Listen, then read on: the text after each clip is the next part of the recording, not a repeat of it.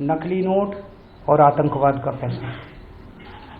आज अगर हम भ्रष्टाचार देखें तो 8 नवंबर के बाद से जितना भ्रष्टाचार अक्टूबर के महीने में था देश में, उससे 10 गुना भ्रष्टाचार नवंबर के महीने में हुआ है।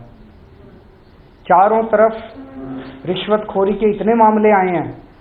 गुजरात में, मध्य प्रदेश से, आसाम से 2-2 हज़ार रुपए के नोट के जरिए अब रिश्वतखोरी जम के चल रही है।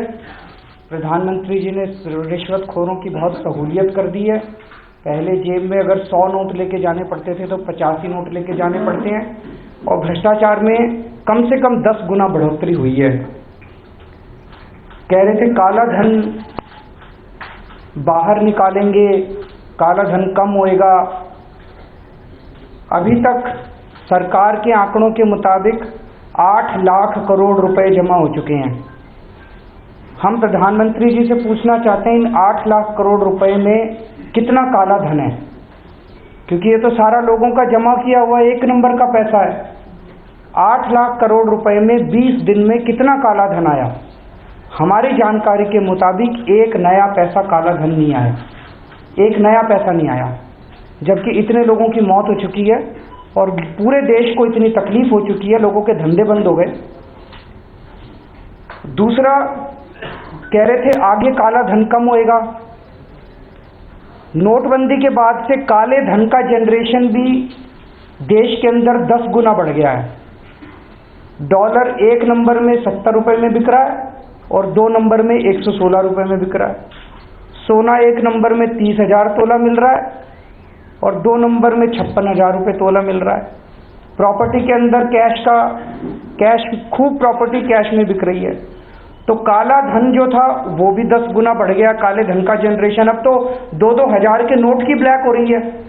तो काला धन कम होना था वो और बढ़ गया। कह रहे थे नकली नोट कम हो जाएंगे, नकली नोट भी कम नहीं हुए। अब वो नकली नोट बनाने की फैक्ट्री पाकिस्तान में है कि भारत में, ये तो उन्हीं को पता है। लेकिन वो फैक्ट्री जितने रेट से आरबीआई नोट बना रही है उससे ज़्यादा तेजी से नकली नोट उनकी फैक्ट्री में बन रहे हैं। जितने पहले 500-500, 1000-1000 के नकली नोट थे वो सारे अब खप रहे हैं, उसकी जगह 2000 के असली नोट आ रहे हैं। तो ये लग रहा है कि ये पूरा 500-500, 1000-1000 के नकली नोटों को असली नोट बनाने का कार्यक्रम तो नहीं है। तो नकली नोट भी बंद नहीं हुए, उल्टे 500-500, 1000-1000 के नकली नोट 2000 के असली नोट में कन्वर्ट हो गए और अब 2-2 हज़ार के नकली नोटों का पूरा व्यापार शुरू हो गया है। कह रहे थे आतंकवाद की फंडिंग बंद होगी, उसके भी कितने सारे अभी सबूत मिले हैं कि आतंकवादियों, जनता के पास तो एटीएम में कैश नहीं मिल रहा, लेकिन आतंकवादियों के पास 2-2 हज़ार के नोट पहुंच गए। पता नहीं कौन पहुंचा रहा है सरकार में से, जो 2-2 हज़ार के नोट आतंकवादियों के पास पहुंच गए। तो ये पूरी की पूरी स्कीम प्रधानमंत्री जी की पूरी तरह से फ्लॉप हो चुकी है, पूरी तरह से फेल हो चुकी है। उनका जिद, उनका अहंकार और उनके स्वार्थ की वजह से उन्होंने पूरे देश को तकलीफ में डाल रखा है। और पिछले 20 दिन के अंदर देश कम से कम 10 साल पीछे चला गया है जितना नुकसान इकोनॉमी को हुआ है।